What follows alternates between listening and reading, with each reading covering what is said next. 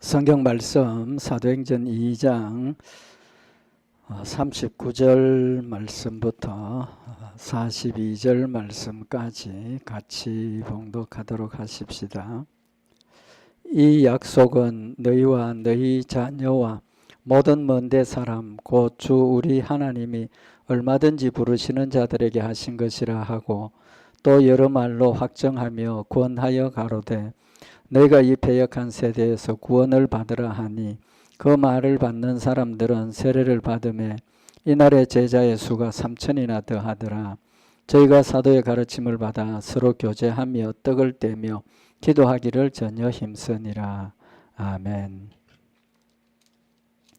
우리 지난 시간에 베드로가 말씀을 전하면서 결론적인 내용을 첫 번째 전한 것이 회개하고 예수 그리스도의 이름으로 세례를 받고 죄 사함을 받으라. 그럼 성령을 선물로 받으리라 라고 하신 이 말씀, 그걸 근거로 이 약속은 너희와 너희 자녀와 모든 먼데 사람 곧 주 우리 하나님이 얼마든지 부르시는 자들에게 하신 것이라 라는 말씀을 통해서 이제 예수 믿고 구원받고 성령으로 살아가는 그것이 이스라엘 백성들, 혈통적인 이스라엘 백성들 뿐만이 아니라 이방인들에게까지 확실하게 이제 전파가 되는 그 의미를 밝힌 것을 상고를 했습니다.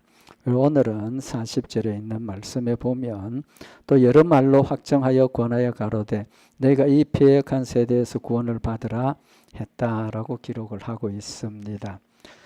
이 말씀은 어떤 의미를 우리에게 주시느냐 하면, 하나님께서 우리에게 주시는 말씀이 예수 그리스도를 구주로 믿고 하나님을 믿어라 하는 그건 핵심이고 그 외에도 하나님께서 우리에게 주시는 말씀들이 여러 가지가 있다는 거죠.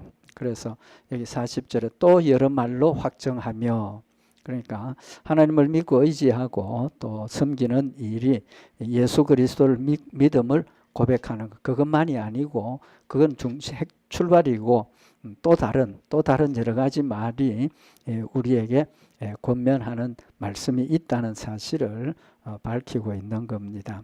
그래서 또 여기 여러 말로라는 것이 예수 그리스도의 복음, 죄, 회개, 세례, 성령 이외에 여러 가지 것이 있다는 걸 이제 밝히는다는 걸 말씀을 드리는 거죠. 그러면서 그 외에 여러 가지 말들은 이제 앞으로 우리가 또 상고할 내용들이지만, 하나님의 위로와 하나님의 격려와 또 하나님의 우리를 다스리시는 방법이라든지 이런 여러 가지 우리 신앙생활의 구체적인 내용들을 이제 증거를 하고 있다는 겁니다. 그래서 하나님의 말씀이 복음이 핵심이고, 복음 외에도 우리가 신앙생활, 다시 말하면 하나님을 믿고 또 섬기고 하나님의 뜻을 이루어가는 다른 내용들도 많다는 것, 우리가 한 번 더 마음에 새기고 하나님께서 우리에게 주시는 이 여러 가지 말씀들을 관심을 가지고 우리가 배우고 또 실천하는 그런 열매가 되어야 된다는 것을 교훈을 하고 있습니다. 그래서 이 외에 여러 가지 말들을 베드로가 전하는데, 그건 역시도 확정하며 권하여 가로되 그랬습니다. 그러니까 복음만 믿음으로 막 강하게 전하는 것이 아니라 그 외의 것들도 확실하게 믿음으로 권한다는 겁니다. 그 말은 제자들이 예수님께 배운 게 뭡니까? 예수님이 제자들에게 가르치신 것은 예수 그리스도를 믿음으로 구원받는다는 그런 내용도 있었지만, 그것보다 더 핵심적인 것이 예수님이 하나님의 아들이심을 믿고 또 그들이 어떻게 전도를 해야 되고 또 그들이 하나님을 어떻게 섬겨야 되고 이런 구체적인 것들도 예수님께서 그들을 훈련하셨다는 거죠. 그래서 심지어 전도하는 훈련도 보내시고 또 여러 가지 예수님께서 기적을 행하시면서 믿음이 뭔가 씨 뿌리는 비유라든지 이런 구체적인 여러 가지 신앙생활에 대한 것들을 제자들에게 가르쳐 주신 것처럼, 이제 이 제자들도 그 가르침을 받아서 예수님이 메시아이심을 먼저 가장 기본적인 거니까 증거를 하고, 그 외의 것들도 이제 확실한 그것도 확정하며 전했다. 확정하며 권했다. 그것은 자신들이 거기에 대한 확실한 체험이 있고 또 확실한 증거가 있으니까 확정하며 권할 수 있다는 거죠. 그 말은 우리가 전도하는 자세, 우리의 전도의 자세도 마찬가지라는 겁니다. 우리가 믿지 않는 사람들에게 복음을 전하는 그 일에도 내가 확실한 마음의 증거가 없으면 전도할 수 있습니까? 없습니까? 없다는 거죠.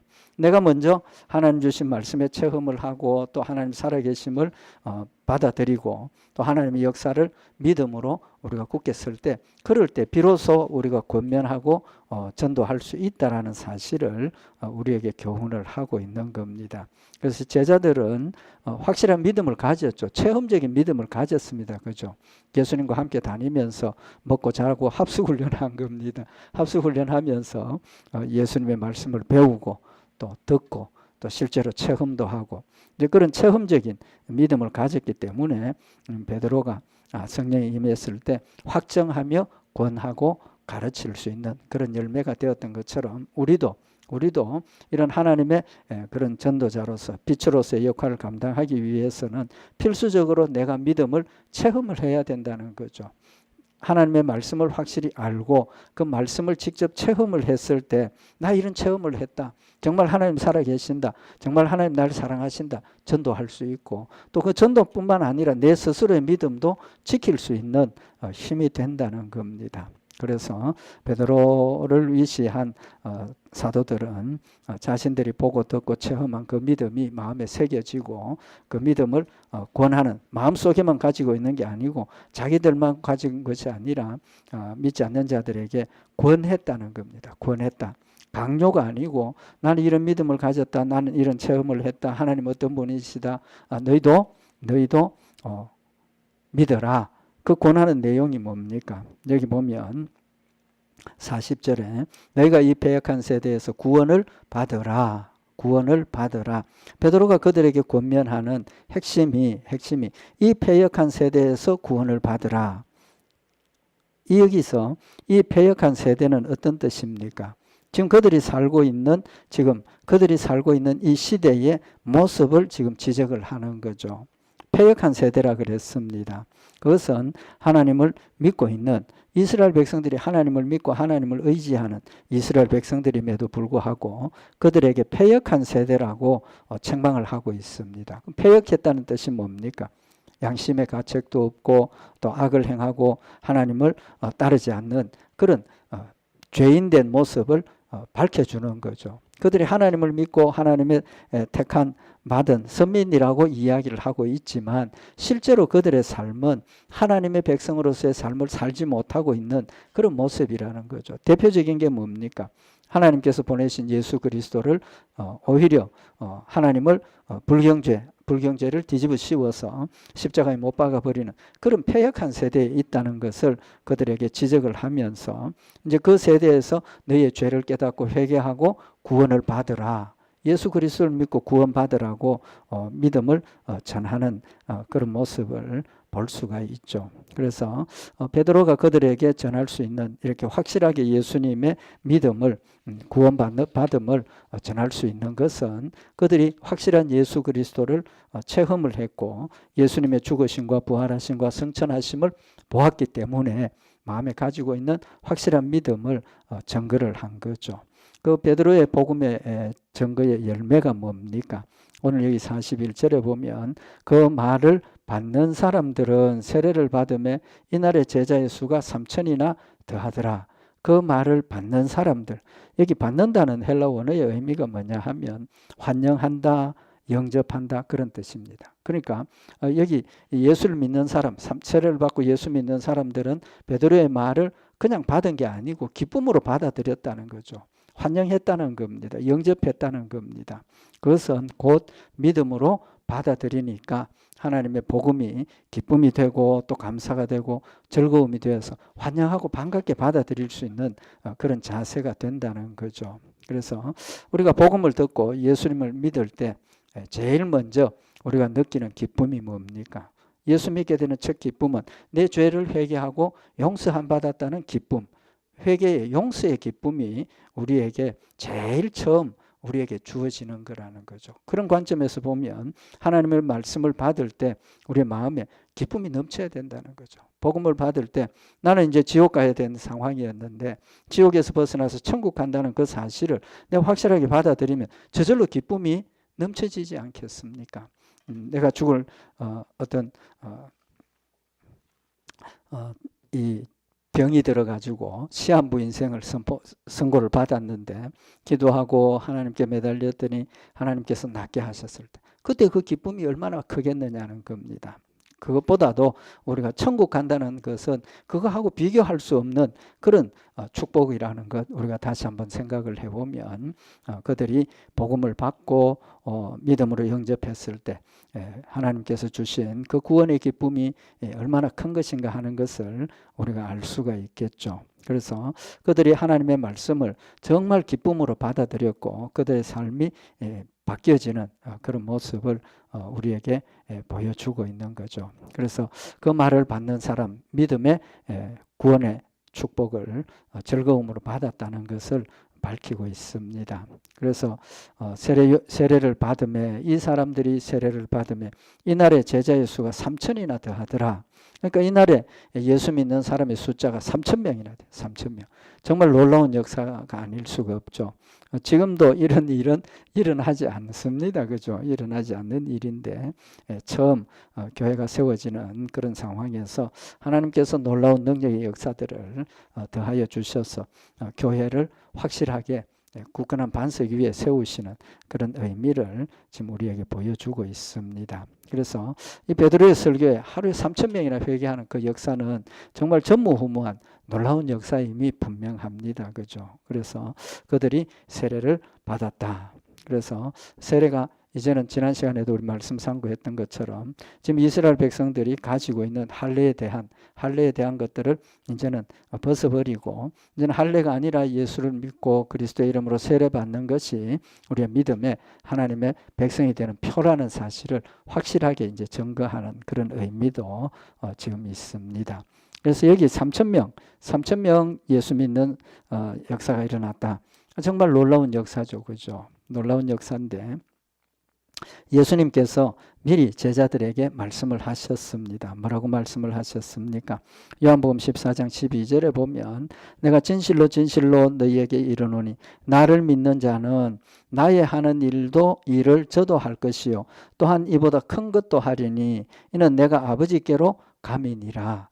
예수님이 계실 때는 예수님이 하시는 그런 놀라운 큰 능력들을 우리에게 보여주시고 하나님의 전능하신 능력들을 우리에게 보여주셔서 더 큰 믿음을 가지도록 하셨지만 이젠 예수님 떠나시고 나니까 하나님의 실제적인 존재로서의 우리에게 함께 계시는 역사는 눈에 보이지 않는 거죠. 그래서 성령님이 우리와 함께 하셔서 우리로 하나님의 일을 하게 하시는데 예수님이 분명히 하신 말씀이 성령이 임하면 믿음으로 나의 하는 일도 저도 할 것이요 또한 이보다 더 큰 것도 하리라 라고 말씀을 하셨습니다. 그렇다면 우리가 믿음으로 할 수 있는 일이 어떤 일이 있습니까? 예수님 죽은 자를 살리신 것처럼 필요하다면 하나님께서 우리를 통해서도 죽은 자를 살리실 수 있는 그런 역사를 행하신다는 거죠. 그래서 예수님 떠나가셨다고 해서 하나님의 전능하신 역사, 하나님의 사랑의 역사, 하나님의 은혜의 역사가 이제는 제한적이고 인간의 어떤 제한적인 능력 안에서 되는 것이 아니라 예수님은 떠나셨지만 누구를 보내셨습니까? 성령님 보내셔서 나와 함께하고 계시고 우리와 함께하고 계셔서 성령님께서 하나님의 역사를 행하시기 때문에 나를 통해서 우리 성도들을 통해서 하나님의 역사를 하시기 때문에 우리도 극단적으로 이야기하면 누구의 능력? 하나님의 전능하신 능력의 역사를 우리도 행할 수 있다라는 이론적으로는 그렇게 된다는 거죠. 또 실제로 여기 베드로를 통해서 하루에 3,000명씩 회개하게 하시는 역사는 정말 이건 성령의 역사가 아니면 하나님의 능력의 역사가 아니면 그런 일이 일어날 수가 없다라는 거죠. 그래서 예수님께서 처음 이런 놀라운 능력의 역사를 보여주시고 체험하게 하시는 것은 제자들의 마음속에 뭘 심어주는 겁니까? 믿음을 심어주시고 담대함을 심어주시고 하나님의 역사, 복음을 위해서는 하나님 어떤 일도 행하신다라는 사실을 체험적으로 보여주시는 그런 역사를 일으켜 세우신 것이죠. 그래서 예수님은 떠나가셨지만 제자들이 아유 예수님 떠나시고 나니까 우리는 어떻게 해? 예수님 안 계신데 우리는 어떻게 해? 그런 걱정하고 염려할 때 예수님께서 하신 말씀대로 너희가 내가 한 일도 행할 뿐만 아니라 내가 한 일보다도 더 큰 일도 한다라고 말씀하신 것처럼 그런 역사가 실제적으로 일어나서 제자들이 앞으로 사탄과의 싸움에서 또 복음을 전하는 그 일에서 믿음으로 어떤 환란이 오고 어떤 반대와 방해가 오더라도 낙심하지 않고 두려워하지 않고 담대하게 서서 복음을 위해서 행할 수 있도록 하나님께서 체험하게 하시는 그런 역사를 지금 기록을 하고 있습니다. 그래서 베드로의 그 전 복음의 설교를 통해서 하나님께서 말씀의 능력의 역사를 체험하게 하셨고 이제 42절에 보면 제자들의 수가 3천이나 더하여졌다. 그러니까 개척교회 처음 시작하는 교회의 성도의 수가 몇 명입니까? 최소한 3,000명이죠. 그죠? 세례받은 자가 3,000명이니까 지금 교회를 세우시는 겁니다. 하나님께서. 그래서 3,000명이나 믿도록 하시고 그 다음에 제자들이 한 일이 뭡니까? 사도행전 2장 42절에 저희가 사도의 가르침을 받아 서로 교제하며 떡을 떼며 기도하기를 전혀 힘쓰니라. 교회의 모습을 지금 우리에게 보여주고 있는 겁니다. 예수 믿는 성도들이 3,000명이나 모였으니까 이제 그 3,000명을 믿음으로 양육해야 되는 거죠. 양육해야 되는데 그 일을 사도의 가르침을 받았다. 그러니까 하나님께서 우리에게 교회를 세워주신 목적은 우리가 믿음 안에서 하나가 되었다는 사실을 명확하게 보여주시고 또 하나 되게 하셔서 하나님의 일을 감당하게 하시고 그 하나 되게 하신 것을 잘 유지하도록 하기 위해서 뭐가 필요하다는 겁니까? 가르침이 필요하다는 겁니다. 여기 오늘 42절에 있는 이 말씀을 우리가 정확하게 해석을 하고 받아들여야 되는데 저희가 사도의 가르침을 받아 서로 교제하며 떡을 떼며 기도하기를 전혀 힘쓰니라 라고 이야기를 했습니다. 기록을 했습니다. 그러면 지금 사도들이 뭘 가르쳤다는 겁니까? 사도들이 가르친 내용이 뭡니까? 교제하고 떡을 떼며 기도하기를 전혀 힘썼다. 사도들이 가르친 것이 서로 성도들이 교제하고 떡을 떼고 기도하는 걸 가르쳤고 그들은 그들의 가르침을 받아서 기도하기를 힘쓰고 교제하기를 힘쓰고 떡을 떼는 일을 힘써 했다는 겁니다.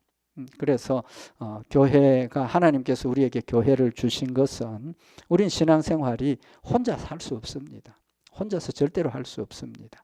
그래서 하나님께서 하나님 안에서 우리가 하나가 되게 하시고 하나 되게 하신 것을 우리가 잘 지켜서 하나님 하나 되게 하신 힘을 모아서 우리가 같이 하나님의 일을 감당하게 하시고 같이 사탄과의 싸움을 싸워서 승리하게 하시는 그런 열매를 우리에게 교훈을 하시는 거죠. 그래서 오늘 여기 41절에 3,000명이 회개했다. 라는 그 말씀이 단순하게 베드로가 복음을 전했더니 3,000명이 예수 믿고 세례받았다. 그런 의미를 넘어서 하나님께서 초대교회 복음을 세계에 전파하기 위해서 교회를 세우셨는데 그 교회의 처음 모습이 3,000명이나 모이도록 하셨다는 겁니다. 그 3,000명이 모여서 뭐 했습니까? 교제하고 떡을 떼고 기도하기를 전혀 힘썼더니 그들의 믿음이 자라고 또 그들에게 성령의 역사들을 통해서 또 복음을 전할 수 있는 힘도 주시고 그렇게 해서 전 세계에 복음을 전하게 하시는 그런 하나님의 능력의 역사를 이루셨다는 거죠. 그래서 교회의 의미, 그 다음에 교회가 핵심적으로 하는 일이 교제하고 떡을 떼고 기도하는 것을 가르치는 것이라는 사실을 말씀을 하고 있는 겁니다. 그래서 이 가르쳤다 그랬는데 그 가르친다는 것이 다 일회성 한 번으로 끝난 게 아니라 연속성을 지금 이야기를 하고 있습니다. 그래서 하나님의 가르침은 자자손손 영원토록 예수님 오시는 그날까지 가르침이 계속된다는 의미죠. 그래서 히브리서 10장 25절에 보면 모이기를 패하는 어떤 사람들의 습관과 같이 하지 말고 오직 권하여 그 날이 가까움을 볼수록 더욱 거리하자는 게 뭡니까? 더 열심히 모이자는 거죠. 모이기를 패하는 사람들의 습관. 말세가 될수록 모이기를 방해를 한다는 거죠. 모이지 말자, 바쁘다, 교회 모임을 자꾸 흩어버린다는 거죠. 그러나 하나님이 원하시는 것은 모이기를 폐하지 말라는 겁니다. 그리고 그런 습관, 어떤 사람들의 습관과 같이 하지 말고 오직 권하여 그 날이 가까움을 볼수록 더욱 그리하자. 뭐 하자는 겁니까? 더 열심히 모이자는 겁니다. 더 열심히 모여야 한다는 겁니다. 그 모임의 목적이 뭡니까? 교제하고 떡을 떼고 기도하기 위해서. 교제하고 떡을 떼고 기도하는 것. 그럼 여기 교제라는 뜻이 뭡니까? 헬라 원어의 의미는 참여한다는 겁니다. 교제한다라고 우리가 번역을 했는데 교제라는 것은 그냥 사람들 간의 어떤 사귐을 의미하는데 헬라 원어의 의미는 그냥 단순한 사귐이 아니고 하나가 되었다. 하나가 되어서 함께 나누는 그런 의미를 이야기를 하고 있는 겁니다. 그래서 오늘 여기 이제 앞으로 우리 말씀을 상고하겠지만 42절에 보면 저희가 사도의 가르침을 받아 서로 교제하며 떡을 떼며 기도하기를 전혀 힘쓰니라 하신 이 말의 열매가 뭐냐 하면 45절에 보면 믿는 사람이 다 함께 있어 모든 물건을 서로 통용하고 또 재산과 소유를 팔아 각 사람의 필요를 따라 나눠주고 날마다 마음을 같이하여 성전에 모이기를 힘쓰고 집에서 떡을 떼며 기쁨과 순전한 마음으로 음식을 먹고 하나님을 찬미하여 또 온 백성에게 칭송을 받으니 주께서 구원받는 사람을 날마다 더하게 하시니라. 교제와 모임의 의미를 이제 뒤에서 설명을 하고 있는 거죠. 간단하게 이야기를 하면 그들은 자기 것 네 것 내 것 없이 함께 모여서 재산이나 모든 것들을 하나로 모아서 필요한 사람들 같이 공통으로 사용을 하고 또 함께 협력하고 주의 일들을 감당했다라는 사실을 밝히고 있는 거죠. 그래서 여기 교제라는 이 의미는 함께 한다는 겁니다. 함께 한다는 것. 그래서 하나님께서 우리에게 주신 중요한 목적이 교제라는 것, 교제라는 의미를 말씀을 하고 있는 겁니다. 그래서 이 교제는 좀 전에 말씀드린 것처럼 하나 되었다는 겁니다. 하나 되었다. 그래서 하나 되었다는 뜻이 뭡니까? 머리가 누굽니까? 예수님이시고 우리 성도들은 예수님과 하나가 되어 지체가 되었다 그랬죠. 예수님을 중심으로 우리가 하나가 된 지체가 되어서 서로 협력하고 또 돕고 권면하고 그런 의미를 말씀을 하는 겁니다. 그래서 에베소서 4장 15절에 보면 오직 사랑 안에서 참된 것을 하여 범사에 그에게까지 자랄지라 그는 머리니 곧 그리스도라. 우리 모든 성도들의 목적이 믿음이 그리스도의 모습을 온전하게 닮아서 그리스도의 성장한 믿음의 모습을 가져야 하는데 그걸 위해서 에베소서 4장 16절에 보면 그에게서 온몸이 각 마디를 통하여 도움을 입음으로 연락하고 상합하여 각 지체의 분량대로 역사하여 그 몸을 자라게 하며 사랑 안에서 스스로 세우느니라. 교회가 성장하고 부흥하고 번성하고 또 복음을 땅끝까지 전할 수 있는 일은 우리 모든 성도들이 각각의 자리에서 하나님 맡겨주신 일들을 잘 감당해서 모든 신체가 공통적으로 같이 자라야 된다는 겁니다. 어느 한 부분만 자라고 어느 한 부분은 자라지 못하면 온전한 모습이 아니라는 거죠. 그래서 모든 몸이 사랑 안에서 잘 자라기 위해서는 각 마디를 통하여 도움을 입음으로 연락하고 상합한다. 무슨 뜻입니까? 각 지체가 같이 다 연락을 하는 거죠. 머리가 눈을 통해서 어떤 상황을 판단을 하고 손이 필요하면 손을 움직이고 발이 필요하면 발이 움직이고 입이 필요하면 입이 말을 하게 하고 모든 일들이 서로 연락되고 상합해서 하나가 되어서 움직인다는 거죠. 그래서 우리가 몸이 지체가 모든 것들이 같이 움직여지지 않으면 온전하게 우리가 움직여질 수 없는 거죠. 그래서 교제의 의미는 단순히 우리가 친교하고 친구같이 이렇게 서로 연락하고 지내는 그런 의미가 아니라 하나가 되었다는 것을 우리가 기억을 하고 하나 된 것을 지켜가는 겁니다. 우리는 가끔 그런 많은 표현을 할 때 우리가 그리스도 안에서 하나 됩시다 그런 이야기를 하는데 사실 하나 됩시다는 틀린 말입니다. 왜 틀렸습니까? 하나 됩시다는 것은 아직 하나가 안 되었다는 전제죠. 그러나 성경은 분명히 그리스도를 중심으로 우리가 이미 하나 되었다는 겁니다. 하나 되었다는 거예요. 하나 되어서 서로 돕고 연락하고 또 협력해서 힘을 합쳐서 자라가라는 하나 되었다는 거죠. 교회라는 뜻이 뭡니까? 교회라는 뜻은 에클레시아라는 단어, 우리 다 아시는 말씀이지만 에크, 불러내었다.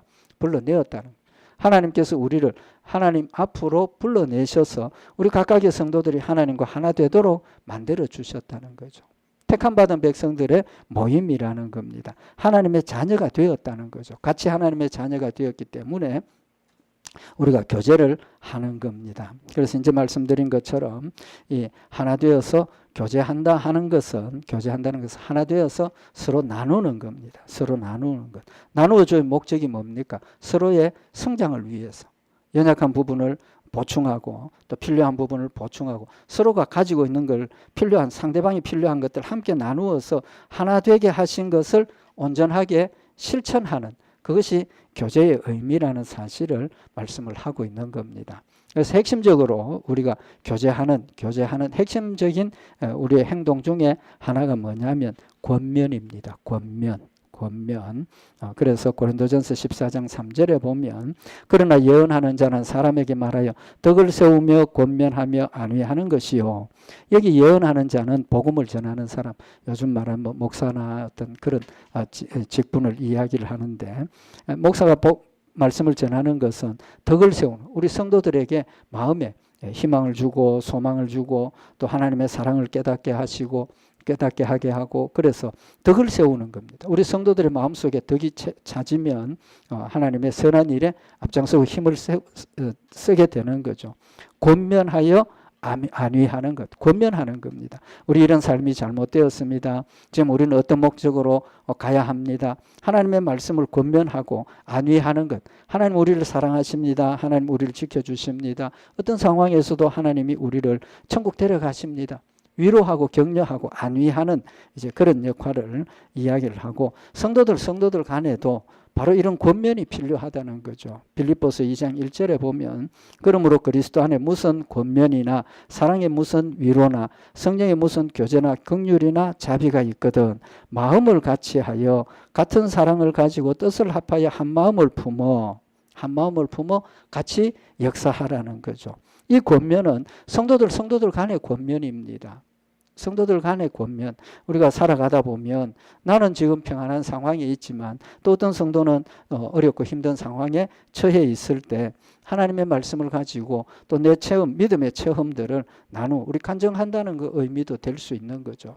그런 말씀의 권면을 통해서 위로하고 서로 위로하고 또 어떤 목표나 목적을 가졌을 때 권면하고, 그래서 우리가 하나님의 일에 힘을 합쳐서 하나 되게 하신 것을 힘을 합쳐서 이루어 가도록 우리에게 주신 말씀인 겁니다. 그래서 위로, 권면, 이것은 우리 성도들에게 교제의 핵심적인 사항이라는 사실을 말씀을 하고 있는 겁니다. 그래서 빌립보서 2장 4절에 보면 각각 자기 일을 돌아볼 뿐더러 또한 각각 다른 사람들의 일을 돌아보아 나의 기쁨을 충만케 하라. 여기 돌아보라는 뜻이 뭡니까? 도와주라는 겁니다. 협력하라는 겁니다. 우리가 다른 사람들의 모습을 보고 어떤 정죄하고 비난하고 깎아내리는 것이 아니라 그 사람의 어떤 좋은 점들, 또 그 사람의 어떤 그런 어려운 상황들을 위로하고 격려하고 같이 힘을 합하여서 하나님의 일을 할 때 기쁨이 우리에게 충만하게 되고 또 우리 각자의 믿음이 자라게 되고 하나님 앞에 온전한 모습으로 세워진다는 사실을 말씀을 하고 있는 겁니다. 그래서 우리 사도들이 제자들에게 권면한, 가르친 첫 번째 것이 하나님께 받은 그 은혜를 교제하는 것을 가르쳤다는 것. 바로 오늘 우리 말씀 상고했던 것처럼 우리 성도의 교제는 하나 되게 하신 것을 힘써 지켜가는 것이고, 권면하고 위로하고 격려하고 또 내 은혜를 함께 나누고, 그래서 우리가 같이 그리스도 안에서 덕을 세우고 자라가는, 그것이 하나님께서 우리에게 주시는 교제라는 의미라는 것, 우리가 오늘 다시 한번 마음에 새기고, 또 우리가 하나 된 것은 무엇 때문에 하나가 됩니까? 믿음이 하나이기 때문입니다. 예수 믿는 믿음이 하나이기 때문에 우리는 그리스도 안에서 하나가 되었기 때문에 다른 게 없습니다. 그죠? 다른 게 없어야 합니다. 또 하나님께서 우리에게 주신 사랑이 같은 사랑을 우리가 가지고 있고 서로 사랑하라 하셨고 사랑 안에서 행하라 하셨기 때문에 우리가 사랑 안에서 하나가 되어져 있고 또 이 사랑은 제일 중요한 것 중에 하나가 겸손입니다. 겸손. 빌립보서 2장 3절에 아무 일에든지 다툼이나 허영으로 하지 말고 오직 겸손한 마음으로 각각 자기보다 남을 낮게 여기라 라고 말씀을 하셔서 우리의 하나됨이 우리가 하나님 앞에서 늘 죄인이고 하나님 앞에서 구원받은 축복받은 같은 백성이라는 사실 다시 한번 마음에 새기고 우리가 다른 사람의 일을 돌아볼 때 정죄하거나 어떤 다른 사람의 어떤 잘못을 드러내는 그런 것이 아니라 오히려 그들의 어려운 상황을 위로하고 격려하고 권면하고 또 힘을 나누어서 같이 믿음 안에서 주를 섬기는 그런 열매가 되게 해야 한다는 것 다시 한번 마음에 새겨서 피차 권면하고 피차 덕을 세우는 일 그것이 성도의 교제의 핵심이라는 것 오늘 다시 한번 마음에 새겨서 하나님께서 하나 되게 하신 것을 우리 믿음으로 사랑으로 또 위로와 권면으로 함께 주의 일들을 감당하는 아름다운 교회가 되기를 바랍니다. 기도드리십시다. 사랑의 하나님 아버지 믿음 안에 말씀으로 사랑으로 하나 되게 하심을 진심으로 감사를 드립니다. 우리 모든 성도들 서로를 돌아보며 권면하며 위로하고 격려하며 힘을 나누어서 함께 주의 일들을 감당하게 하시고 하나님 주신 은혜 가운데 우리 모두가 그리스도의 장성한 분량까지 믿음이 자라며 하나님을 영화롭게 하는 복되고 아름다운 하나의 열매가 되도록 주님 인도하시옵소서. 성령으로 늘 인도하시고 성립케 하실 줄 믿고 감사드리오며 우리 주 예수 그리스도의 이름으로 기도드리옵나이다. 아멘.